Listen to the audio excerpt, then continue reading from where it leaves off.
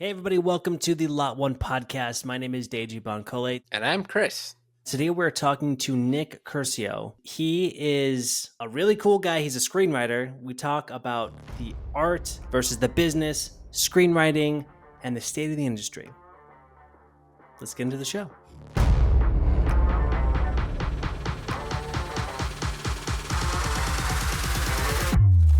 All right, Nick, how is it going?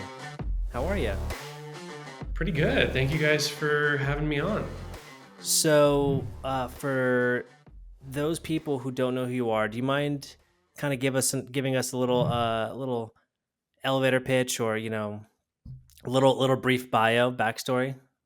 Yeah. So basically, I am a screenwriter. I am originally from Los Angeles. Wow, I that's went rare. to.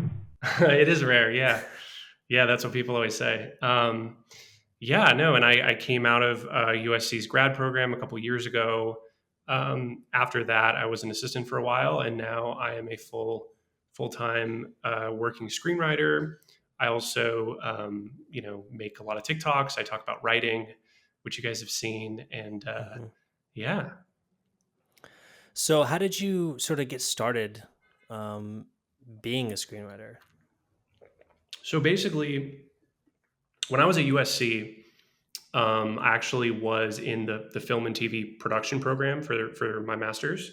So I was studying all kinds of stuff at USC. I was sort of on a secondary editing track. I was writing and directing. I did like a thesis film, but writing has always been what I feel like I'm best at. And I think coming out of USC, in trying to figure out what I wanted to do in that final year, everybody's skills become very clear. And I had friends who had like incredible thesis films, and I was like, oh my god, everybody's going to love this film. You're immediately going to get hit up by all these representatives and stuff. And I feel like at that point, I had films that I'd made and I was really proud of them, but I kind of fell back on the writing thing. Like, I think that is just, you have to figure out what you stand out in. If you're looking at like a stack of 1,000 scripts, I feel like I stand out as a writer. But if you're looking at a stack of 1,000 links for short films, like, I feel like I just don't stand out as much because I know that I'm a better writer than I am a director at the end of the day.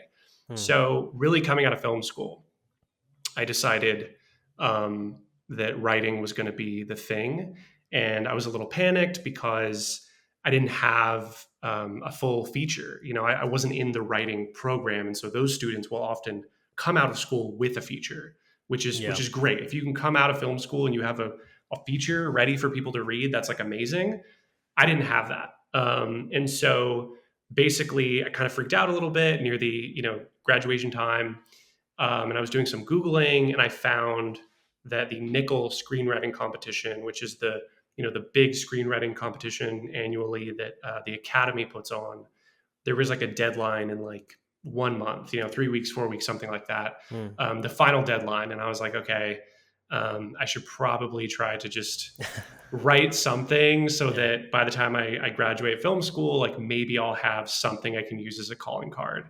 So instead of sort of working on my schoolwork for the next 3 or 4 weeks, I was basically just writing this one script. And like, I didn't have time. It was kind of great because like, I didn't have time to think about what's my calling card? What do I want to put out into the world? I had to write something. And so I ended up writing this script called The Adventures of Rat Girl, which was like a coming of age, feel good comedy about this girl. It was basically like Superbad meets Kick-Ass. It was like a high school fun coming of age story. And then we're going to put people in superhero costumes by the end and like kick some ass. And it was fine. It was like, I think it was the first script that I had written that had my voice in it. And so anyway, so I made like the first quarter finalist cutoff, which was really cool. And then I made the semi-finalist cutoff, which was like maybe the top 150 scripts out of like, it was like 7,000 or something. Wow. So coming out of film school, I got really lucky, and I had this little accolade. And if you make it that far in a competition of that stature, usually you're going to get like managers and stuff reaching out to you. So that happened to me. I had a couple managers reaching out just as I was sort of coming out the door, and I was able to, explained to people who I was, and I said, I'm coming out of USC. Here's my script. That's my calling card. I performed well in this competition. And yeah, that was sort of how I got my first foot in the door. That was how I first met with managers. Nice. I didn't really like some of the managers I was meeting with, so I did more outreach on my own to reach out to other managers and sort of gave the pitch to them. And then I eventually found somebody I really liked. And yeah, that's for a lot of people, that's sort of the first step, is like getting that manager, you know? So I guess I have a question kind of going back a little bit. So how did you know, when you were in the program and you're starting to, choose that specific part of the filmmaking process? How did you know that you stood out as a writer versus anything else? Yeah, I think I've just always been a writer deep down. Like, for my undergrad, I was an English major, and I was always just writing a lot of short stories, poems. It wasn't until maybe 2013, somewhere around there, where I started to experiment with writing screenplays. But ever since I was a kid, like I used to write. If there was a creative writing assignment, I was the kid who turned in 20 extra pages. Like, I think my teachers always kind of knew that I liked writing for fun. Yeah.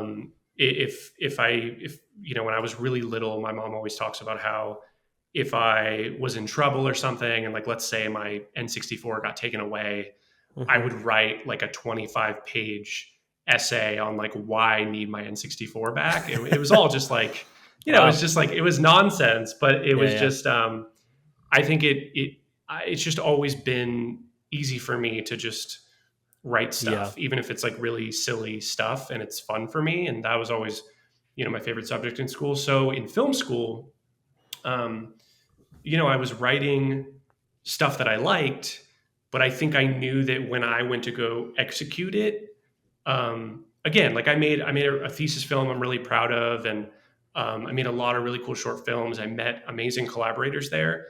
But I think during that process, I don't know, you see the quality of some of these other people. And I just kind of knew like, oh, if I wrote something that I really liked, but then that guy directed it or that girl directed it, then it would be like amazing. And so I think that's where I sort of discovered that was really something I could excel at. And yeah, I don't know. I think, there's a world where maybe I do try to direct something someday that's like smaller, but I think for the most part, I feel like I've always kind of been a writer, Yeah. It's interesting whether you knew it or not, though. Yeah. Because like it's interesting to me you bring that up, because I feel like a lot of writers, at least on the lower end that I've worked with in the past and stuff, they struggle with the idea of like, I'm gonna write this and give it to someone. It's always like, oh, I want to do this because it has to be done right, and they won't let go of it. And I see filmmakers get stuck in that, like, or writers specifically get stuck in that, like, I've had this story for like 10 years and I've never been able to produce it, and I've raised money and I've spent it on this, and it's like, well, maybe have you thought, like, kids are not willing to let it go? You gotta, be able to let someone take it and make it better or change it or do what they need to do with it. Yeah. And that's a really good point. That is something specific to the art of screenwriting that, like, if you're not able to do that, you're going to have a really bad time in the industry, because like all of the jobs that I've done, when you turn those scripts in to the studio, like, I had one job where a year later, you turn these scripts in and you just don't hear anything because you're paid, you're doing your job, you turn in the script. Hopefully the producers are happy with the script. And then you just don't really hear anything. And sometimes, I've met a lot of writers and directors and people in the industry. And like, sometimes I have director friends that make their way up to pitch on these projects. And sometimes people will pop in a year after I turn something in. They're like, oh, I pitched as a director on that script you wrote. But like, no one's updating the screenwriter on that. Right. And like, sometimes a year later, they do find a director and then they bring me back in to do rewrites to fit the vision of that director. And then I've had other projects where maybe the project just dies or they still haven't found a director they want. So yeah, it's something so specific. I'm not really sure why, but for me personally and philosophically, I find I love writing something and being able to turn it over because, and maybe that's if, a lot of the stuff I work on is IP. So maybe that's because they're not my original ideas. Actually, mostly all the jobs I've done were either projects that were already set up or I'm sort of bringing in to do something specific. That makes it a little easier to detach in that way. But yeah, for sure. Like what you're saying, I know a lot of writers as well who it's like, they don't want to let that go. And I think it's fine to make that decision, but you're going to have to go down a very different path, right? To get your film made. You're going to have to figure out how to make it for no budget. You're going to have to figure out, the mumblecore version or like the really small version. You're going to have to make your deck and you're going to have to make a short film and also have a directing, sample. And I think if you're that passionate about it, absolutely, you shouldn't let something go. But I think if you want to make the specific decision to try to be a working screenwriter, you just have to write a lot of stuff so that you're not precious about letting those things go, because that'll destroy you emotionally, Yeah, that's great. I mean, getting destroyed emotionally isn't great, but I think the point that you made is great. Was that something hard for you to, that been always easy for you, or is that something like in school that was hard for you to come over, of like just releasing your projects like that? Or like, I feel like I want to know more of like that, because there's so many of my writer friends who struggle with that. Mm-hmm. I think the key for me is like if you want to be a director, and I have friends who are, successful directors, and that is a path you can go down. But I think in general, when you're directing a project, whether it's like a $100,000 feature or a $1 million feature or a $10 million feature, you are really glued to that project, right? Like you have so many decisions to oversee and so many jobs to do on this project. You can't really be working on like 10 different films as a director, but you can totally be working on like 5 or 10 different projects as a screenwriter, especially different, like maybe one thing you're working on, all you're doing is a pitch. Maybe it's a 10-minute pitch. The other thing you're working on is just like a 1-page synopsis to send to a director. The third thing you're working on is just generating ideas and talking about what are you going to do next with your manager. Like for me, I think the key is having enough stuff so that you don't care if one thing goes away, because I have a good friend named Colby Day, who's a really successful screenwriter. He had this movie called Spaceman come out on Netflix recently. And he has this amazing blog post that he does every year. And he actually chronicles as a screenwriter every single month, like every project he's working on. And what you'll find in that through line is he's usually has like 7 or 8 things he's working on, and like full time. And like one of those things eventually becomes something that either gets you paid or gets you an opportunity. So it's like when you have to throw that many things out there, you kind of just have to accept that you can't be precious. And I think if you're too precious, then you're never gonna be able to do it, because you'll just be paralyzed. And so like at different points in my life, like if you were to look at my my college computer, like my desktop, I had, unfinished novels, unfinished short stories, random poems, random ideas for scripts, 5 opening pages of a script, like so much stuff that, and same on my computer now. And I think you have to be a little, maybe part of that is like because I'm a little scatterbrained, but I think it's like, like over the lifetime of a writer, you're just going to accumulate so much stuff. And I think the more stuff that you can have in the works, the less precious you'll be about letting those ideas go. And then like there's the whole job component. Like I think screenwriting is an art form, but it's also a job, and you gotta pay the bills. Exactly. And that's the thing that I think people don't understand is like when someone is paying you to carry out a specific job, at the end of the day, the producers, the studio executives, like they're the ones footing the bill, and like they're the ones who are investing in these projects. And like it is art, but it's also a business. And so I think, like I have to look at it in terms of a job, because for me, that's what it is. And, that's the hard part, is balancing the job versus the art, your feelings versus just doing what you have to do to get like paid productivity and survive. Yeah. That was one of the biggest things Stu Krieger said, who's a writer who was on the podcast a while ago, as he was like, well, I got to pay the bills. Like, that's what he always tells the screenwriting students, is you have to pay the bills. So like, if they say it, you just do it. It's your job. Yeah.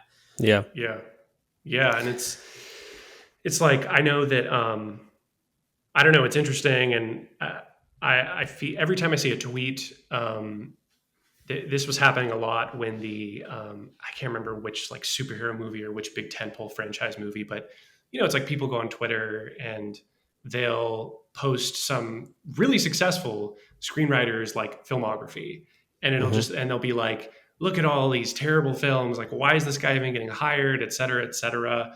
And it's like, I don't think people understand, it's just actresses too, actors and actresses, and people are like, why doesn't this person fire their agent? They're in all these bad movies. Like, it is harder than you think to get a job. And if you're working in the entertainment industry, like, I don't have a kid to feed, and a lot of my friends do. So it becomes like, how picky and choosy can you be when this is your job, when we're at a time in the industry where it's harder than ever to get paid, to make stuff.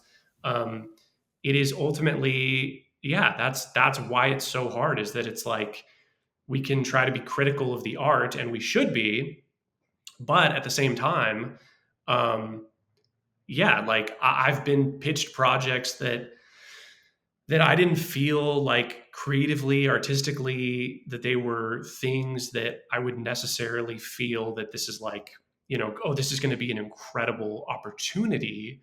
It would be great if they were all like that, but at the end of the day, this is my job. So it becomes, is this something I can get paid? Is this something that if I do this project and get paid for this, does it allow me the next 6 months to a year to live off that money so that I can write 5 more things that I'm way more passionate about? Which is another balancing act of like, the whole one for you, one for them, and trying to figure out that impossible balance of that whole mess. The Lot1 Podcast is brought to you by the Tourist Hat Coffee Company. You know what keeps me running on those long film sets, Stagey? What's that, Chris? Coffee.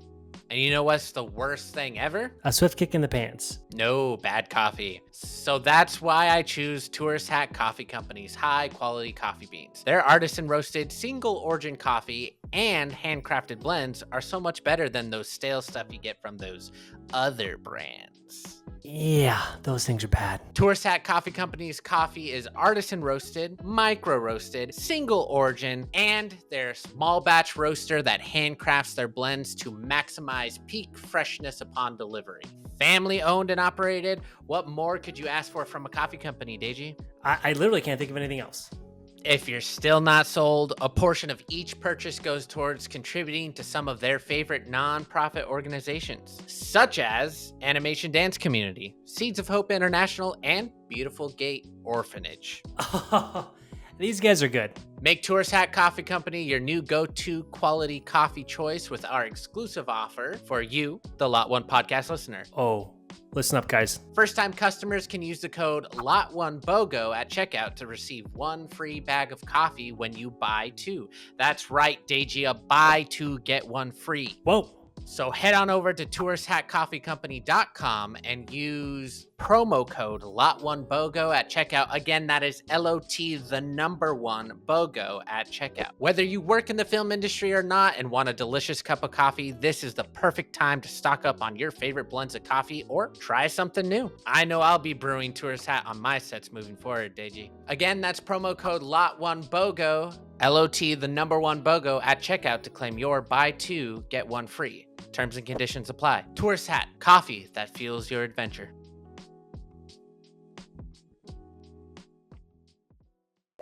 Speaking of some of the projects that you have done, Mina mentioned the GOAT and the Magic School Bus. Do you mind talking about these? So my first writing job was working at Sony Animation. That was before I was doing any live action stuff. At the beginning of a lot of screenwriters' careers, they will do a stint in, animation, because those places need a.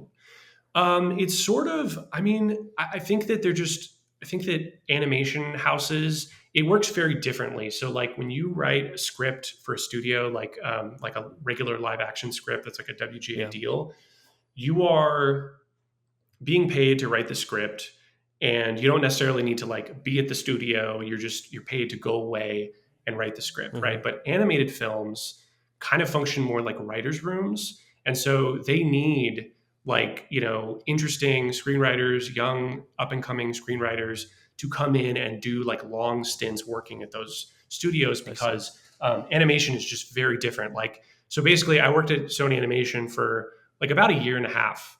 I think it was around that, and was working on this one project. It was called The Goat, and it's this animated basketball movie. And it's really, really fun. And so, that was like, it was like my writer's boot camp. Like I was just working on this one script. I had read a draft of the script when I came in, and then we kind of just started over. And I would write a lot. I would write like 15, 20 pages a week. I would send it to the directors, the producers, and then we would all get on Zoom on like Friday and just talk about the script. And then we would figure out what's wrong, what's working, what's not working. And then usually we would just kind of throw away the pages, and then I would do that again next week. So that was like totally a boot camp, because I was learning, animation, like those movies take years and years and years to come out. I think that movie's going to come out in like maybe like 2 years from now, something like that. Wow. But those movies take such a long time. But that's why for animated films, the story usually ends up being really good, is because they've worked on it for so long, and they've drawn out the whole movie and watched the movie and then changed things. Spider-Verse, they do the same thing on that. So it's like, that's like one of my favorite movies. Oh, it's amazing. Yeah. That was like, for me, like that was like right when I first got my agents and stuff, and to immediately walk into Sony Animation, get the opportunity to work there, and seeing all the Spider-Verse stuff in the lobby and stuff. It was so cool. But like animation, that was my boot camp, and it taught me kind of what we were talking about before. Like I didn't have to be precious about anything, because I was like, there's no pressure. I can write it fast, and if everybody has an idea, the directors want to try something, I can just go write the scene and turn it in, and then we can talk. And sometimes people would draw, and I would see little, doodles or little animatics. And it was such a fun, cool process. And I think if any writers get the opportunity to do that, it's a very different world than live action and animation. You can't really work on a ton of things at the same time, because it's so focused and intensive. But it was such an incredible experience for me to be just dropped in, and like, okay, you want to write? Then you're going to write. You're going to write 20 pages a week, maybe more. And, so many different versions of the drafts. And I just learned so much during that process. It was amazing. So I did that. That was my first big sort of writing job that got me off the assistant desk and stuff. And then I adapted this comic book for Paramount. This was my first live action script that I wrote that got me in the WGA and whatnot. This was a comic book called Planet of the Nerds, which is a really, really fun comic book, still very dear to my heart. Basically, the premise is these teenagers in the 80s. They're like stereotypical jocks from the 80s. Like think of like the characters you'd see in like a cheesy 80s film. They get cryogenically frozen by their nerdy classmate. They wake up in the present day, where nerd culture now like rules the world, and their classmate that froze them is basically now like Elon Musk. And so it's this really fun coming of age, fish out of water comedy. And so that was incredibly fun. That was really cool. I turned in a draft, and then we eventually had a director. I came back. I did more work on the script. And that was like, I was lucky to have like 2 in a row that were like very much up my alley. Like all the samples I was writing we're very much in that wheelhouse, like comedy with heart. There's like a coming of age story at the core. And then after that, I worked on, I did a live action Magic School Bus movie, which was a totally surreal process. And I hope the movie gets made someday. That was another one where I was like so lucky to get something that was this IP that was like very important to my childhood. And that, there was everybody in Hollywood, like, so many people pitched on this project, and it was my first like bake off that they call it, where it's, you're pitching for months and months and months, your version, but like there could be a dozen other people, maybe with more credits and experience than you at the same time. And then at the very end, they choose one or two people to take this to the studio. Yeah. So that was really another just crazy learning process. And then I was like, I couldn't believe that they wanted to do my version. So I wrote that movie, and that's a much bigger movie. It's like a huge franchise starter, and it's like for the whole family type of movie. And and I was just trying to, I was on, at one point I was on like the Reddit thread where they were talking about the announcement for the movie. And this was like, as I'm working on the script and I'm reading all these Redditors, like, they better not ruin this. Like, this is my childhood. And so that was my first experience, like being a little like, oh, this feels like if this does come out, then there's like pressure on me to not be the person who's like ruining everybody's childhood. People's childhood. Exactly. But that was a really cool experience. And like a huge part of that pitching process was, I would talk about my mom, because my mom was a school teacher, and she told me all these stories about these sort of, wacky experiments that she would do with her kids. And so she was kind of like the real life Miss Frizzle, and I sort of pitched this movie that was kind of a tribute to her and all kinds of teachers. And ultimately is this origin story for Miss Frizzle, who's this iconic millennial cartoon character. Oh, yeah, totally. So and then I also have just a ton of stuff that's like in the works. I have a script that we're taking out like right now, which is, a weird time to be taking out a script, but I always just have to be sending stuff out. And like most screenwriters, just a million things that I'm pitching on. And it's just a process, Hey, film industry folks, Deji here from the Lot1 Podcast. We've got big news. You can now be a VIP member of our film-loving family by joining our Patreon page. Get early access to episodes, exclusive behind-the-scenes content, and connect with fellow filmmakers. Your support means so much to us, and it helps us keep the reel rolling. Head on over to patreon.com/the Lot1 Podcast, and let's make movie magic together. Thanks for being a part of the Lot1 Podcast journey. In order to, get anything done, you kind of always have to be doing something, and you're sort of like, you're playing for like months into the future. Like the thing you're doing right now is like 4 months into the future, and the thing you did months ago is what's like getting you by right now, Exactly.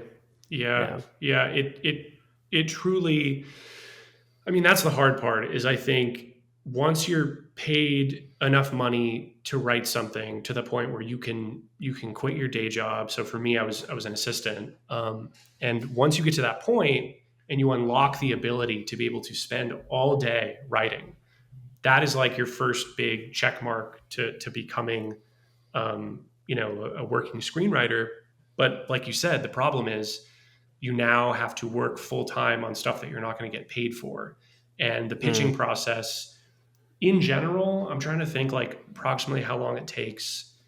These days, I've had projects where I get an email saying, do you want to pitch on this thing? And then maybe 3, like on the quicker end, it's like 3 months later, I'm in the studio. I'm pitching it to the studio for them to say yes or no. Because that whole process is like, first you're developing the pitch with the producers, then they sign off, they pitch it to their boss, then the head of the production company, and then we all go together as a team to present it to Netflix, Sony, whoever. So that process, the quickest for me, it takes about 3 or 4 months. I had a thing, this video game that I was crushed that I didn't get. I've had a lot of things that I was crushed that I didn't get, but I had a video game and I was pitching on it for like 10 months. And I didn't get paid for it. I made it to like the final 2 people. And it was one of those pitches where the game didn't necessarily have like the built-in story for what the movie obviously is. So I sort of did my own thing that I thought was really, really fun with it. Got it. But yeah, like I've had a ton of stuff I've pitched on, and it's all mostly IP because that's the stuff that sells, and that's what most jobs are, unfortunately. But yeah, I've had a ton of stuff that I was just crushed I didn't get, and yeah, that's the hard part. Is you're completely right. The stuff that the darts that I'm throwing at the dartboard right now, like if I were to get paid for any of those things, it's going to be so far into the future. And that's a big problem with why the writer's strike was such a big deal. And I think, all the writers would agree that it was worth it. We did it at a moment in time where we felt like things were really bad and we needed help with these contracts and all that kind of stuff. So, but yeah, it's like that was a year of people not being able to throw darts at the board for stuff that they would have gotten paid for this year. And now the industry still hasn't recovered, and we're having all these problems, as you guys know, and that becomes an issue of like, well, how is everyone supposed to get paid now and next year? I keep hearing this expression that is killing me, which is survive until 25, which is like, oh geez, yeah, it's like, dude, like it's May, and that maybe I don't like that expression for obvious reasons, but because I think it's just terrible to tell people like, just like survive and not make money for another year. Yeah. But yeah, I think at the end of the day, people like, screenwriting is a career that is very not stable. If you're lucky enough to get paid, you will get into the WGA, and hopefully you'll be able to get insurance through them and stuff like that. But you're not making a typical paycheck. There's nothing you can, at least in live action, there's nothing you can rely on. You just have to do a bunch of stuff and just hope that something eventually gets you the job. Is there something beyond the strike, or is there something, from the strike that is making everything move so slowly right now, and why studios are not, taking on projects or cutting back or selling or? Yeah. So I think what a lot of people think, because I've seen these comments on TikTok, is, the industry is like seeking vengeance on the writers for striking or stuff like that. And I think the writer's strike was like the not perfect, but quote unquote perfect stopping point for everyone to reevaluate what was going on in the industry. And because that strike went on so long, all the studios lost a lot of money. They had to shut down production. And so coming out of that process, I think it was just a moment where everybody was like, we need to reevaluate the industry. And it's all connected. Like the reason we were striking is because the streaming bubble was popping. Like we were getting squeezed on streaming salaries, even though like everything is about streaming now. So all these things are connected, but the strike created the stopping point. And I think coming out of that strike, before the powers that be were going to approve all this money spending like they were 5 years ago, they were like, well, let's reevaluate this. Let's think about this. A lot of the TV shows were paused. Some of those shows, they were like, well, we're just not going to unpause those shows. We know the stuff happening with these movies that are just being deleted after they're done for the tax write-offs. We live in a time. Can you go into that a little bit?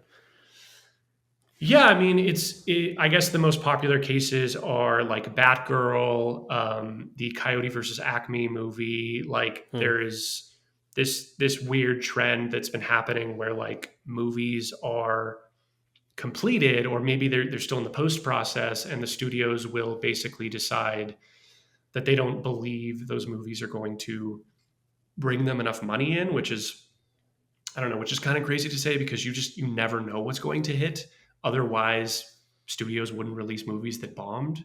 There's always movies that surprisingly make a lot of money, like Anyone But You is this rom-com that made like so much more money than people thought it would make. You never know what's going to happen. So yeah, the studios, some studios have decided there are projects that they don't think are going to be successful, so they'll just pull the plug before they release them because it costs a lot of money to release a movie. You have to usually spend an equal amount of the budget on marketing itself.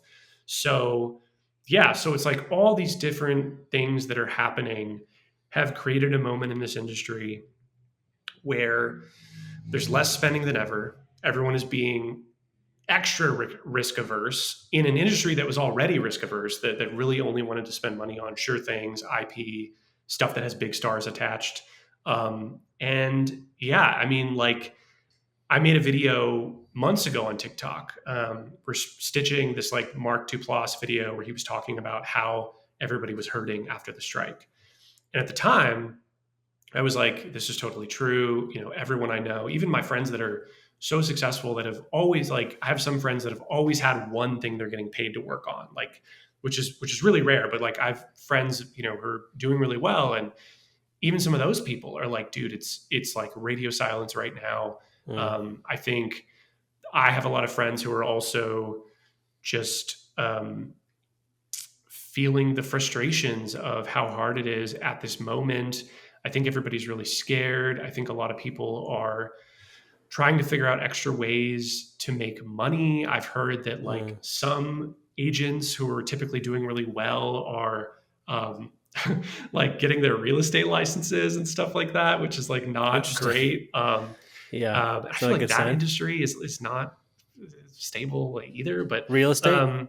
Yeah. I mean, I feel like it's everyone's feeling it right now, right? And that's another comment that you'll get on when I talk about this on TikTok is like, when one industry isn't doing well, all of the jobs in that industry aren't doing well. So I've heard from editors, because if less stuff is in production, that's less job for production designers, editors, everyone, like ADs. So it becomes really difficult. And I think there was just some press release that was like, I think it was like the art directors union or something like that. Yeah, I was going to bring that up. It's the guild. They said they put a pause on all of their programs for like internships because 75% of their entire workforce in the union is not working right now. And they essentially said, if you're thinking about this profession, don't. And it's like, whoa, like a union said that. That's insane.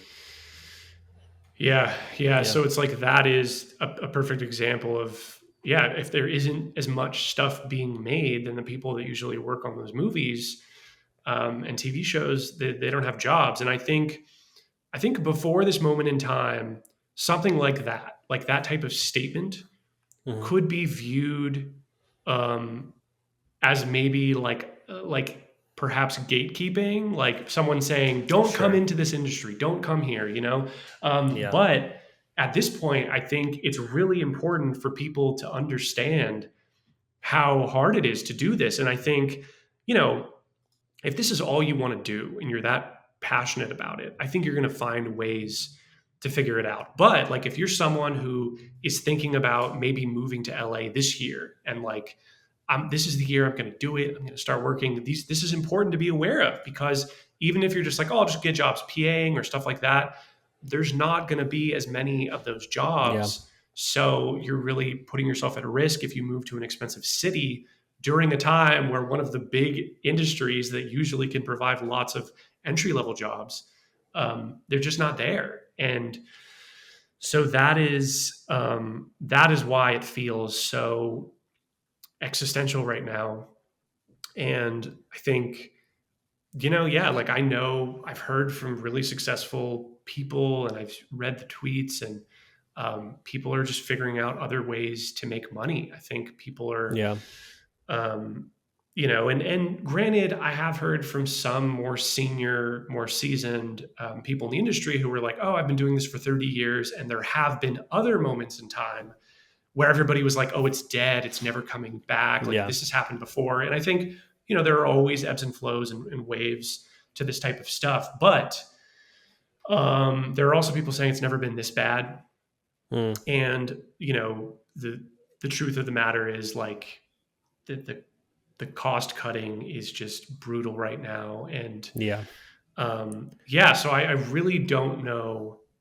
I don't know what's going to happen. I have to operate in terms of, I'm going to keep writing scripts. I'm going to keep sending out scripts. I don't know what can really fix this, to be honest. Yeah, that was my big question, and I'm glad that you said it was gonna be like, did you feel like the writer strike, but also the actor strike, was just essentially the final straw that broke the camel's back, right? It, like, we all knew it was coming, but then that was just the moment that was just like, okay, if the unions were feeling the hurt, of course a strike would cause it to just crumble past that. I guess it's not really a question, but do you feel like that, like maybe there was a bunch of people within the WGA who, or just people in general, who maybe predicted something like this would happen, but maybe not at this scale? Or do you feel like it was just like, we're doing this because we need to, and it'll all come back right when it's finished? It is a really good question. It's a huge question. I think that there have been people kind of sounding the alarm about the streaming issue for quite a while now. I think all of these things are connected and they're all like symptoms of each other.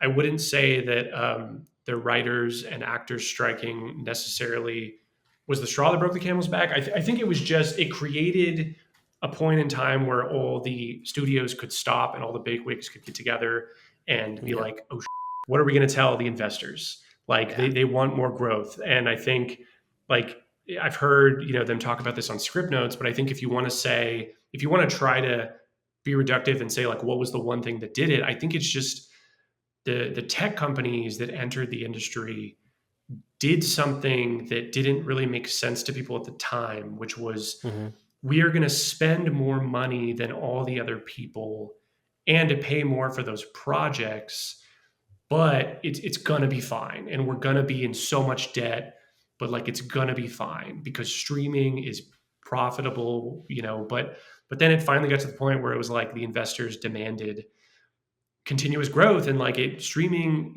when you're operating under that game plan, it doesn't always work, doesn't always make sense. Like, look what happened with MoviePass. Like, that never made sense on paper, and the company went bankrupt, and now I think they're back. But like, if something sounds like this too good to be true magic thing, then it probably is. And so, yeah,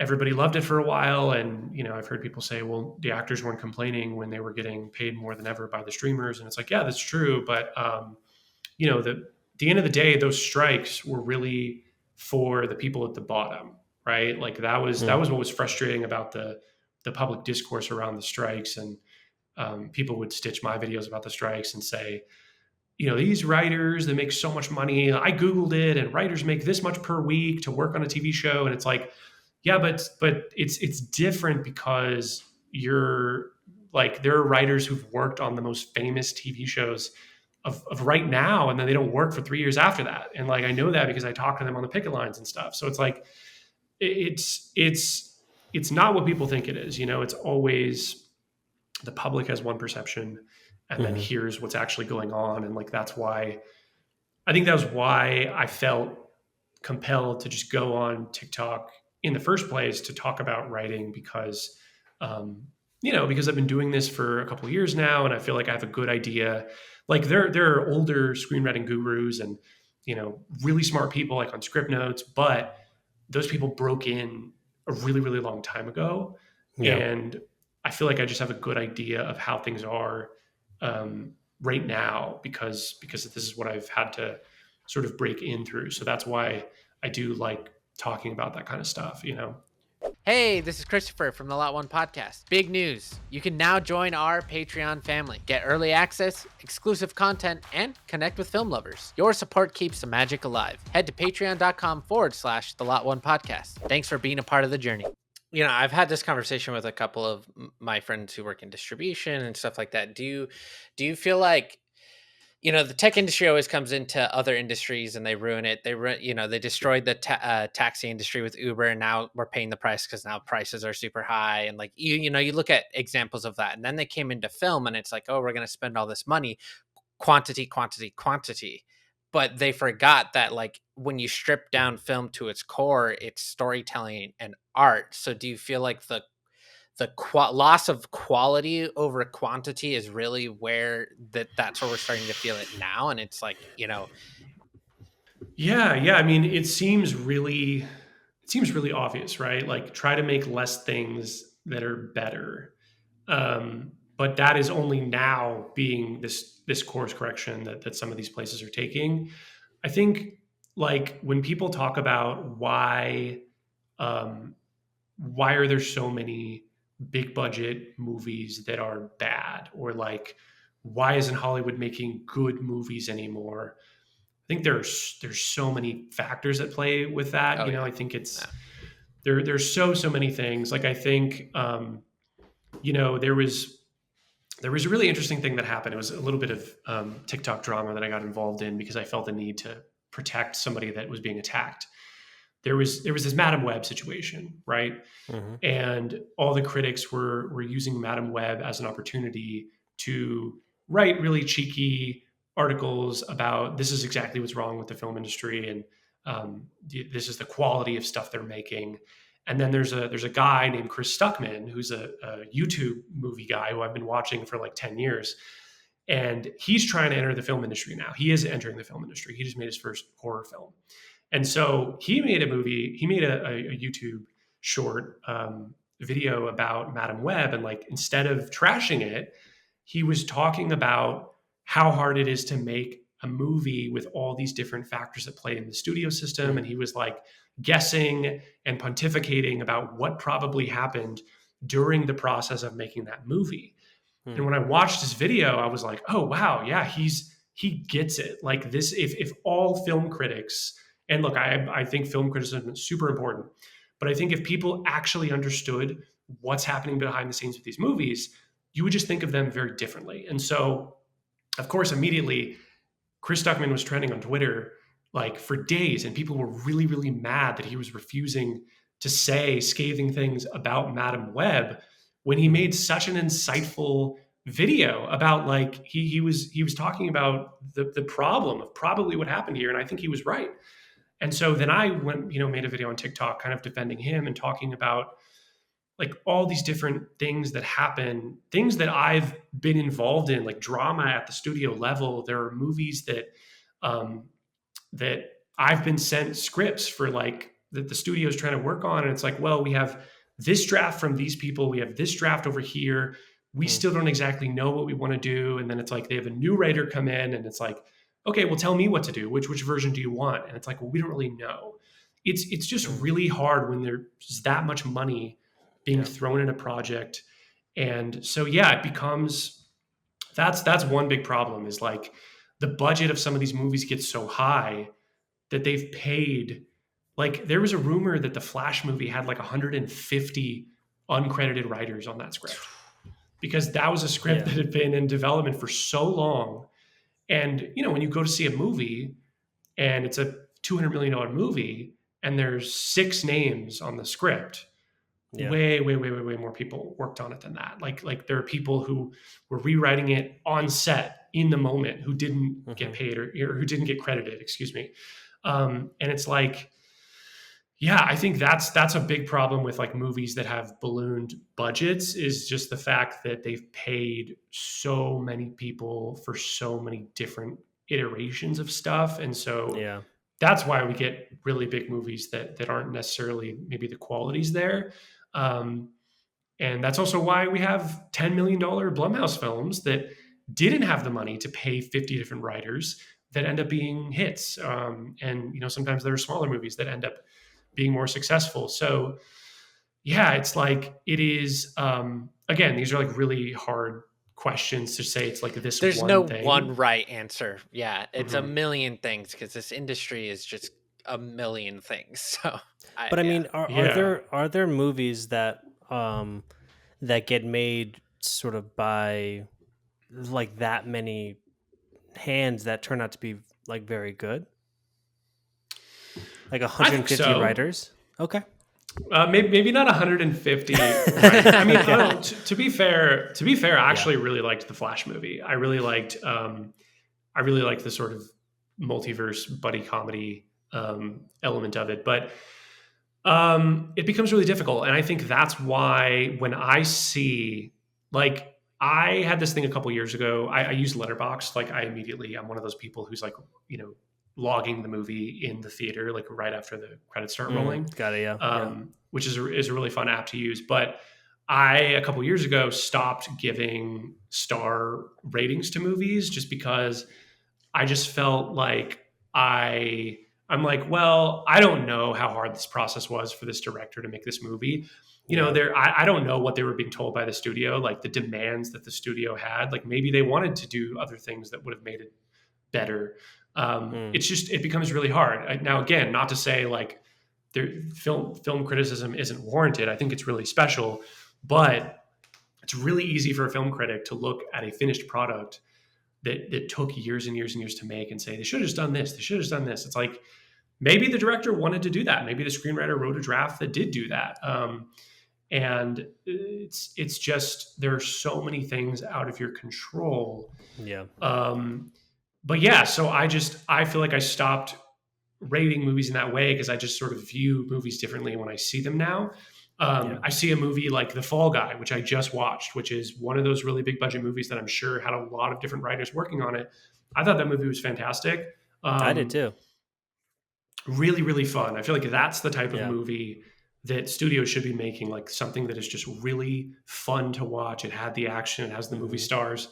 And when I do see those movies that I feel like, they were able to survive the potential downfall of a budget of that size and make something good.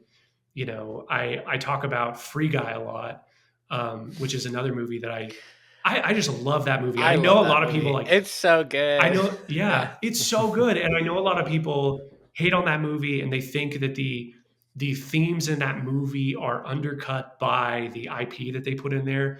I thought that stuff was so surprising and fun, but like a movie like that to me, that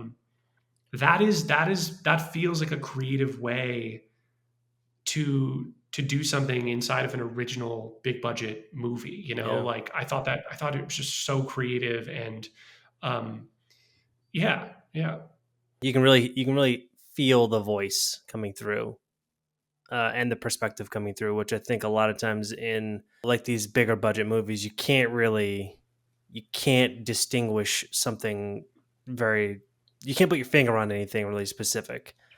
And I think that is like a mark of like of a good movie, is like being able to like, oh, okay, I can definitely see where they're going with this movie. Do you find that the bigger budget movies that people are making or companies are making these days sort of lack that? And is that sort of like a factor in why audiences are not going to the movie theaters, for these like huge big blockbuster movies? Yeah, I mean, I think the bigger the budget, the harder it's going to be for someone with a super distinctive voice to come in and tell a studio bigwig, like, this is the version we're doing. And that's, that's the way it's going to go, because there's too much money on the line. And that is, Disney and Marvel, they've done this thing where they pull really interesting voices like Chloe Zhao or the directing duo that did like Half Nelson that went on to do, the Marvel movies. Barry Jenkins is doing a Mufasa movie. Like, it's really interesting to me that the game plan has been, let's find people with really distinctive voices to work on such big budget projects, because by definition, there's so much money involved that you're not going to have the creative control to do exactly what you want. And if the voice still comes through, like I would say, what's the Chloe Zhao Marvel movie called? Is it which? I don't want to get this wrong. I stopped following Marvel. Give me a second. her movie, the movie that she did for Marvel, I felt like if you watch her movies, you could actually sort of see her in that movie in the directing style and all that.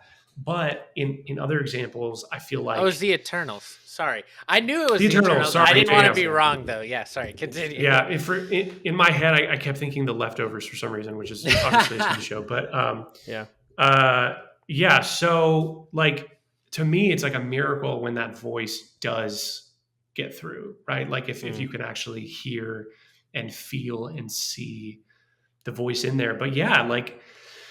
It's really hard. At the end of the day, this is a business that is like people can believe that it's about art or that it's about making good stuff, but it's really just about money.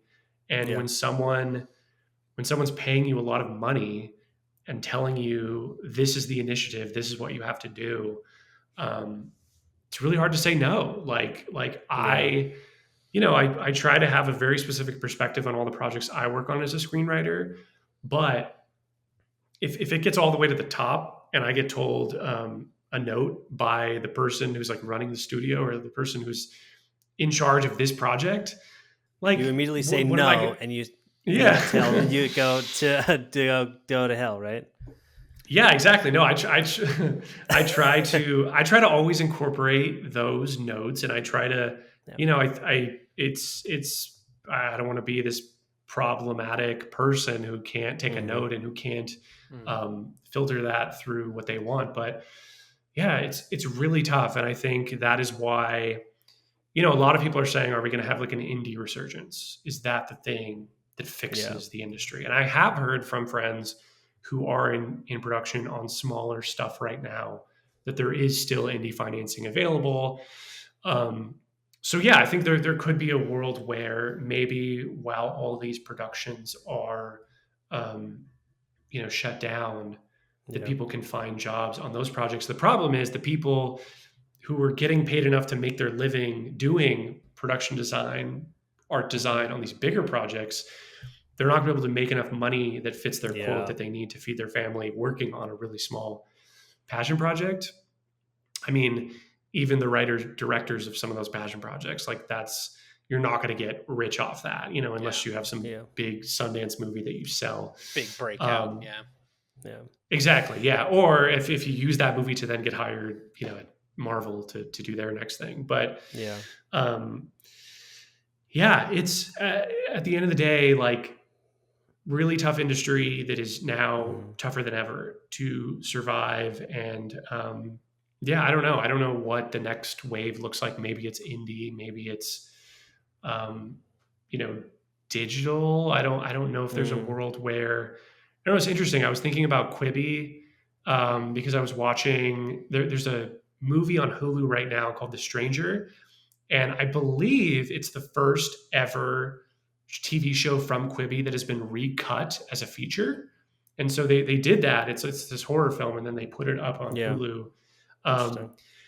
But Quibi was this joke that famously failed during the pandemic. But like, I've now seen unauthorized like bootleg accounts on TikTok that are just playing movies in snippets. Yeah, exactly. And I've even seen official accounts do that. Like I think The Sopranos was doing the whole thing where they were putting up like a minute a day or something like that of The Sopranos on like the official account. So it's like, why Quibi failed when that is a thing on TikTok, I'm not exactly sure, but I don't know. It's interesting. Like maybe there is a world where like, I would be interested to know if TikTok is having conversations right now about like, is there a way for us to make stuff for people to watch on there? I mean, they have a billion users, YouTube, more people watch YouTube than Netflix. So I don't know. It's an interesting time for all that kind of stuff. And you can never predict what the new thing is going to be, Yeah. Wow, that's crazy. Unfortunately, we're running out of time. I feel like we're probably going to dive into some of this in the after show. So if you're not subscribed to the after show, you're missing out. You're literally missing out on the next few sentences. Before we go, though, Chris always likes to ask a question to our guests. Yes. Very, very important. Very, don't socially significant question. And, this is the $1 million question. Go ahead, Chris. If you had one piece of advice to give someone who wants to become a screenwriter, what would that one quick piece of advice be? Yeah. I think my advice would be to finish the first draft of the thing you're working on, because that's the hardest part is finishing. But once you finish, in addition to the little nice serotonin boost that you're going to get for actually finishing something, your brain will figure out how to make the second version better. And then when you finish the second version, your brain will figure out how to make the third version better. But if you never finish the first crappy version, then you're going to be stuck and you're not going to feel good. So just finish the first version and then everything will be fine. That one hits real close to home. I'm working on a first draft right now that I need to finish. Okay. Nick, thank you so much for being on. So just so people know, where can they find you? You can find me on TikTok. I am at Nicolas Curcio Writer. That is my main platform where I'm posting videos about writing, talking about the industry. You can also find me on Instagram, Nicolas Curcio. Same with Twitter. Thanks so much, Nick, for coming on the show today. Yeah. It was awesome. A lot of really interesting things I had not thought about. And hopefully the audience got a lot out of it too. Yeah, we're definitely going to be digging a lot deeper in that after show. I'm going to tell you. Yeah. Thank you guys for having me. All right. Yeah, of course. Yeah, you got it. Hey, that's a wrap for today's Lot1 Podcast. Thanks for tuning in. If you enjoyed this episode, subscribe on Apple Podcasts, Spotify, or wherever you listen to podcasts, and leave a review and share it with your best friend's mom's cat's pet rock. It really helps other people find us. If you're not part of our exclusive Patreon community yet, head on over to patreon.com/the Lot1 Podcast. That is the LOT, the number 1 podcast, for early access, bonus content like the after show, and so much more. Also, I want to give a quick shout out to our incredible Patreon supporters. Your backing keeps the Lot1 Podcast lights on. Connect with us on Instagram and TikTok at the Lot1 Podcast, which is the Lot, LOT, the number 1 podcast, for behind-the-scenes content and updates. We're now accepting listener mail, so if you have any questions for our guests, drop us a line. Also, if you're interested in finding out more about Lot1 Productions and all the stuff that we've got going on over there, head on over to lot1productions.com. Am I going to say it again? Yes, LOT, the number 1 productions.com. And again, thank you to Tourist Hat Coffee Company for sponsoring our podcast. And don't forget to use the Lot1 BOGO at checkout for a free bag of coffee when you buy 2. That is LOT, the number 1 BOGO at checkout. Until next time, keep those creative fires burning, dream big, and remember, the filmmaking journey is a ride worth taking. So, we'll see you next week.